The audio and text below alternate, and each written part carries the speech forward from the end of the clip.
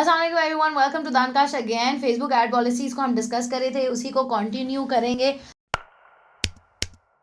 कि Facebook ads run करने के लिए पॉलिसीज़ हैं क्या और उनको किस तरह फॉलो करना है आपने। और इससे पहले कि हम आगे चलें, चैनल को सब्सक्राइब करें, वीडियो को लाइक करें, शेयर करें, कमेंट करें। पार्ट 1 इस वीडियो का आप प्रीवियस वीडियो में देख सकते हैं, ये सेकंड पार्ट है। बाकी चीज़ें हमने डिस्कस कर ली थी। आगे हम मूव करते हैं वीडियो एड्स पे।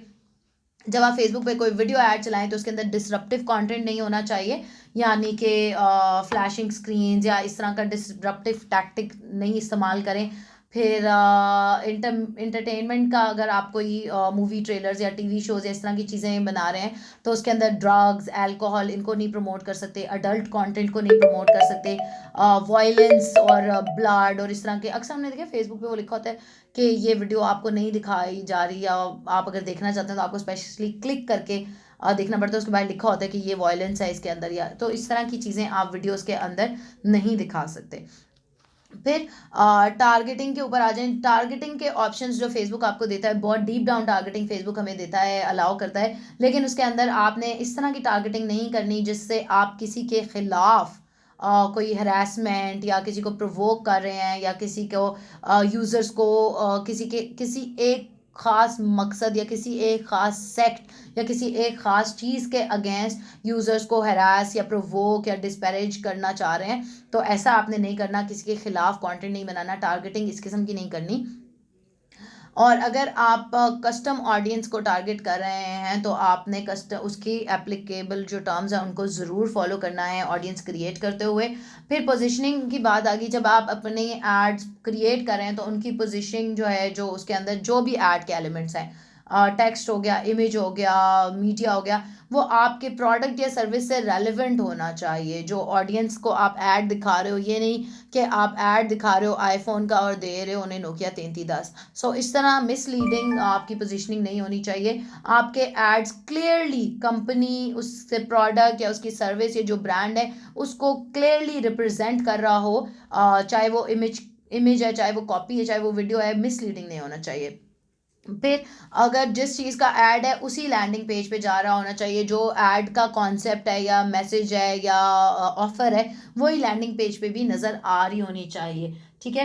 फिर अगर आप लीड एड्स यूज़ कर रहे हो तो लीड एड से आपने लोगों के प्राइवेट इंफॉर्मेशन नहीं मांग सकते। लीड एड्स मतलब जिनके अंदर फॉर्म फिल करने होते हैं, उनके अंदर आप लोगों से अकाउंट नंबर नहीं मांग सकते, उनकी कोई क्रिमिनल हिस्ट्री नहीं मांग सकते, फाइनेंशियल इंफॉर्मेशन नहीं मांग सकते, गवर्नमेंट से इशूड जो आइडेंटिफिकेशन नंबर्स होते हैं, ड्राइविंग लाइसेंस नंबर, इस तरह की चीज़ें नहीं मांग सकते, उनकी हेल्थ से रेलिवेंट इंफॉर्मेशन नहीं मांग सकते, mental health, physical health, medical in treatments, conditions या डिसेबिलिटीज़, इनको नहीं। इंश्योरेंस से रेलिवेंट कोई इन्फॉर्मेशन नहीं उनसे मांग सकते कि उनका क्या पॉलिसी नंबर है और इस तरह की चीज़ें। पॉलिटिकल एफिलिएशन नहीं पूछ सकते कि किस पॉलिटिकल पार्टी को, या किस रेस से ताल्लुक़ रखते हैं, क्या एथनिसिटी है, इस तरह की चीज़ें नहीं। रिलीजन के कौन से मज़हब से, इस तरह की चीज़ों को नहीं आप टारगेट कर सकते। सेक्सुअल ओरिएंटेशन नहीं पूछ सकते कि आपको कौन से जेंडर में इंटरेस्टेड हैं या किस किस्म के लोगों के साथ आप गो आउट करना चाहते हैं। टेम्पलेट क्वेश्चंस नहीं होने चाहिए कि सेम इन्फॉर्मेशन जो आप टेम्पलेट क्वेश्चंस के अंदर यूज़ करो वो नहीं होने चाहिए। ट्रेड यूनियन मेंबरशिप्स के बारे में नहीं आप पूछ सकते या उनको बता सकते। यूज़र नेम और पासवर्ड लोगों का नहीं मांग सकते लीड फॉर्म्स में।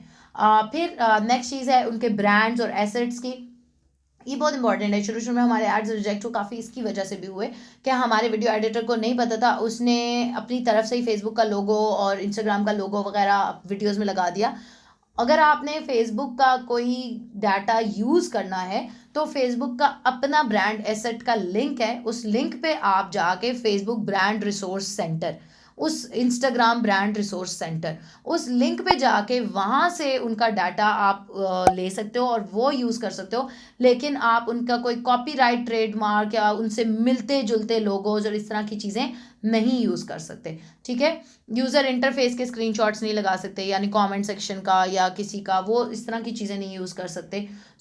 मतलब उनका जो भी स्क्रीन है, उनका लोगो है, उनका जो भी इंटरफेस है, इसमें से कुछ भी आप अपने एड्स में यूज़ नहीं कर सकते।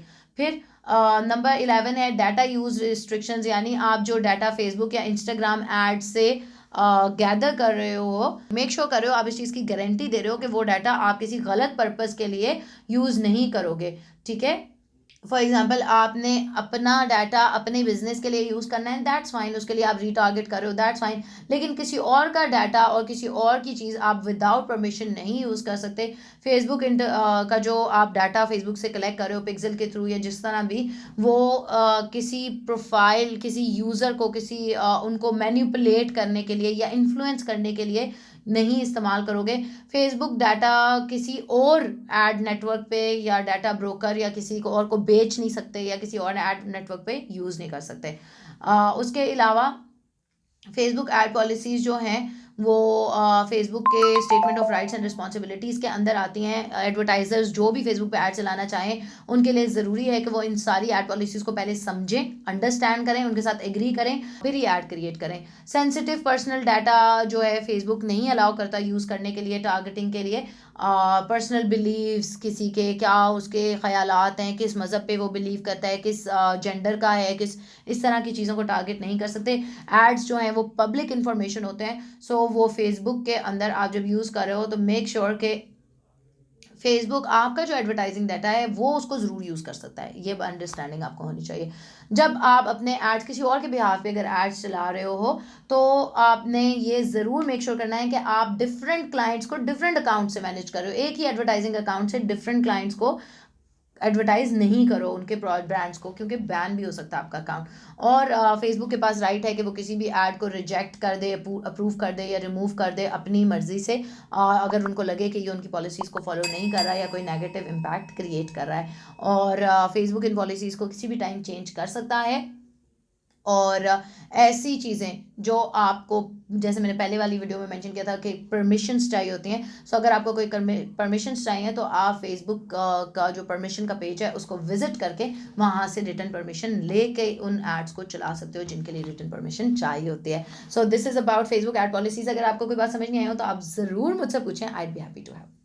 बहुत सारे लोग जो है हमें देख रहे होते हैं हमारी वीडियोस को, और वो ये समझते हैं कि शायद ये सारा कंटेंट और इसके पीछे सारी इन्फॉर्मेशन को इकट्ठा करने में और आप लोगों को हेल्प करने में सिर्फ दानिया एंड काशिफ है। नहीं, इसके पीछे एक बहुत बड़ी टीम है जो आपको जो है हेल्प कर रही होती है ताकि आप तक ये सही कंटेंट पहुंचे। इसलिए आप हमें करें सब्सक्राइब, बेल का आइकन करें हिट, और आप क्या कहना चाहते हैं? आप क्या कहना चाहते हैं? सब्सक्राइब करें, बेल आइकन को 0304 1115786 done kash.com